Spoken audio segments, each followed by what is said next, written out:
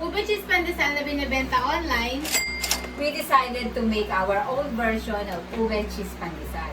So ano pang hinihintay natin? Let's Let's go!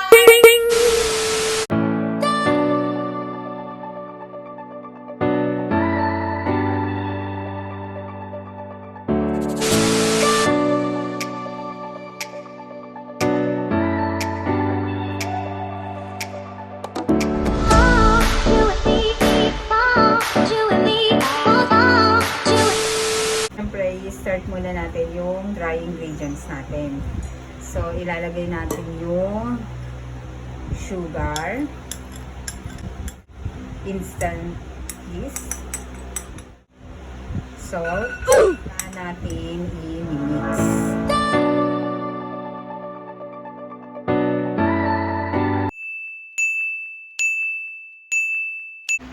So, after ng dry ingredients, isusunod naman natin yung egg, yung milk, the butter,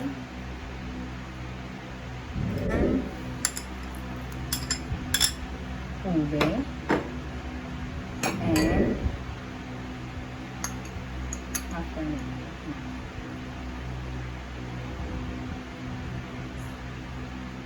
mix well. So guys, kailangan ko na siyang kamayin ha, kasi para mas manid natin siyang mabuti. Don't worry, malinis naman yung kamay ko.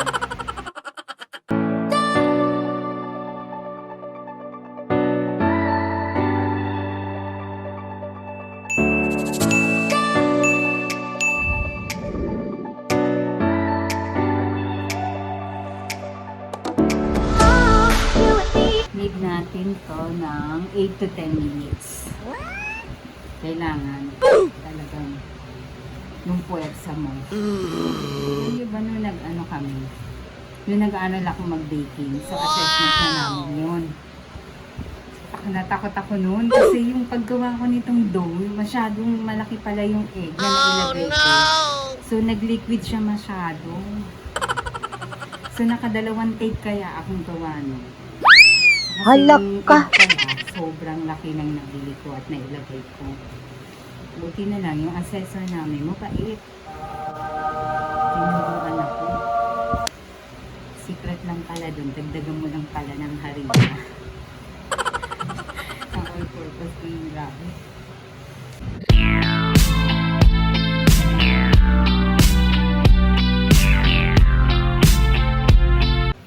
Ba't ko naman naisipan na aralin yung pagbe-baking? Nag-umpisa yun. Di ba mahilig naman tayo mag-dessert? So, isang Marcy ko yung nag-invite sa akin din. Siya talaga, magaling talaga magluto. So, nag-aral siya ng culinary, yung mga gano'n. Hinikayat niya ako. So, syempre, never stop learning. Nag-try ako. Kasama, si Tita Araceli yun. Tsaka si Ninang Lai, kasama, tatlo kami. Aral-aral kami, ganyan. Wala namin yan, may mga technique din pala. Di rin pala ganun kadali. Pero magandang matutunan kasi, hindi lang siya yung magbe-bake ka lang. Pati yung patience mo. Aralin mo rin dun. Kung hanggang saan ang tiyaga, yung effort mo talaga. Ba't mas gusto mo yung baking kesa sa cooking ng mga ulam-ulam? Kasi nga mas mahilig ako sa dessert. Kulit mo! Yung cooking, sa papa mo naman yun. Yung pala, sa ganito, naalala ko tuloy yung sinabi ng papa mo. Sabi ko, bakit yung simpleng gawa lang ng ulam? Yung parang sarsa, ulam na talaga. Ganun kasarap. Simple lang yun. Kasi, sikreto raw pala dun, pagka magluluto ka, kailangan talaga yung bukal sa loob mo, may halong sarap. Huwag ka magluluto ng galit ka, ng may tampo ka. Ganun pala. Kailangan masaya mong ginagawa yun para lalabas yung sarap. Yes! Yung sarsa. Yung pala technique mo. So, syempre, kailangan love mo. May pagmamahal. May love. Diba?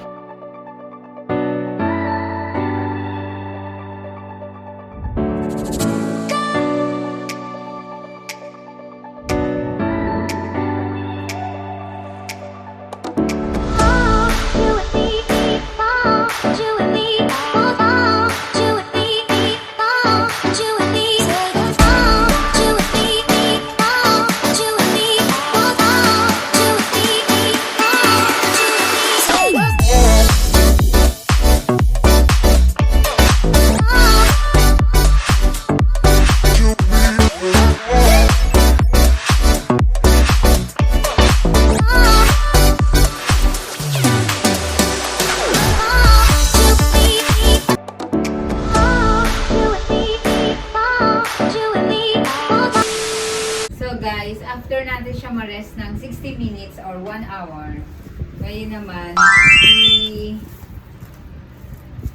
ihahati na natin siya at lalagyan na rin natin siya ng palaman.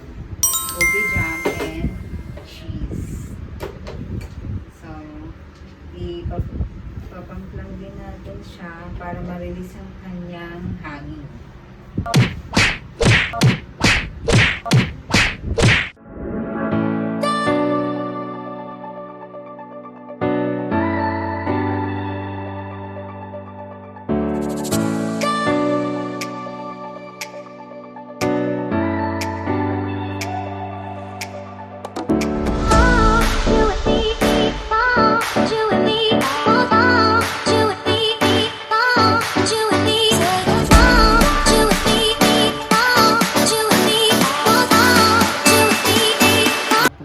Natin siyang putol-putulin na. Actually, dapat kung gusto nyo pantay-pantay, titimbangin nyo talaga siya.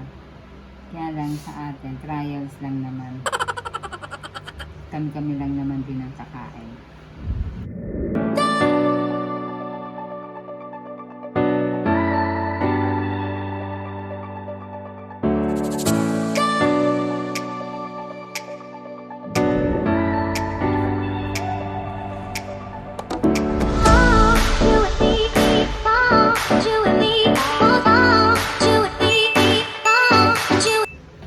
After na natin siya mabilog, maglalagay na tayo ng palaman sa loob. Okay.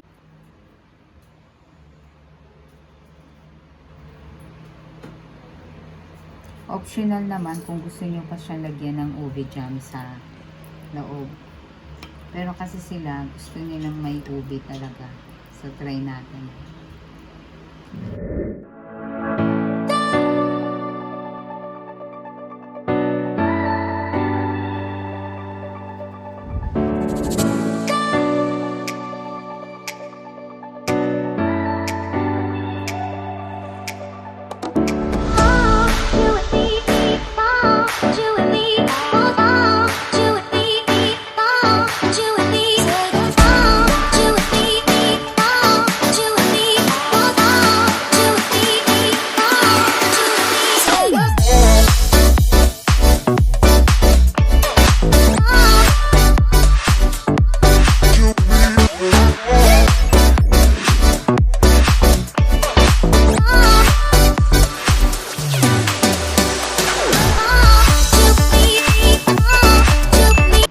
After na natin siyang malagyan ng cheese tsaka ube jam sa loob, i-scroll natin siya dito sa blender.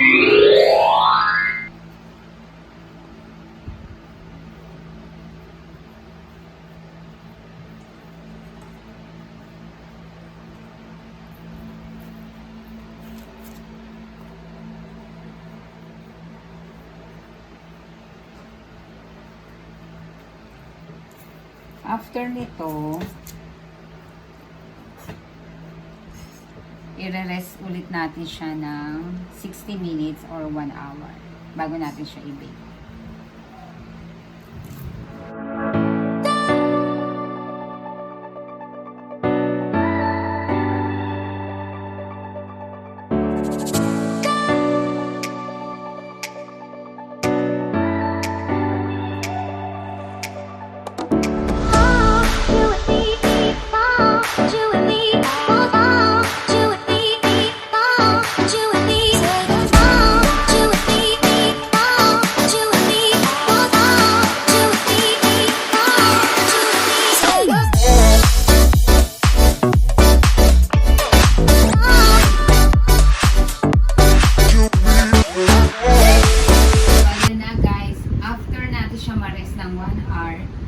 Ngayon, isasalang na natin siyang sa oven. So, open mo na kung ano nang kinalabasan.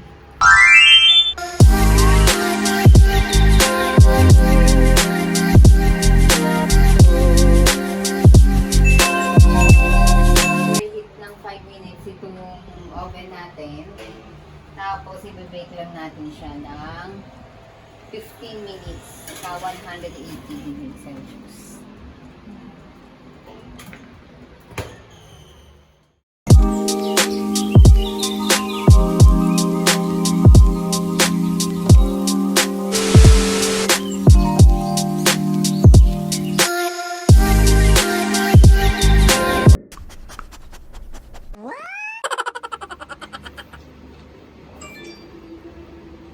Wow! Perfect!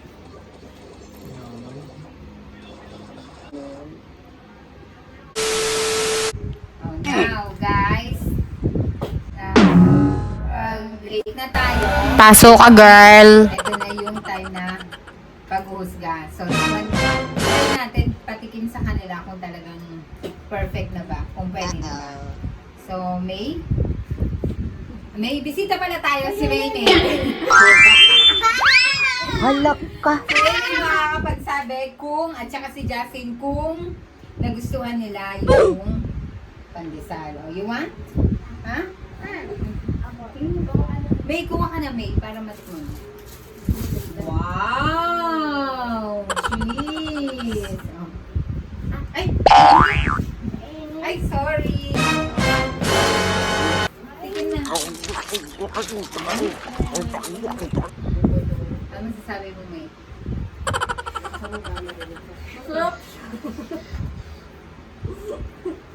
Ano nga? Masarap na. Ano lasa? Pwede na ba?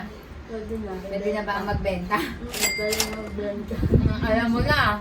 O-order ka na niyan. Oh, tama na ang lasa niya. So, perfect. Oh, now, ano ate? This is for today's video. Don't forget to like, share, comment, and subscribe. Only here at Just Your Channel.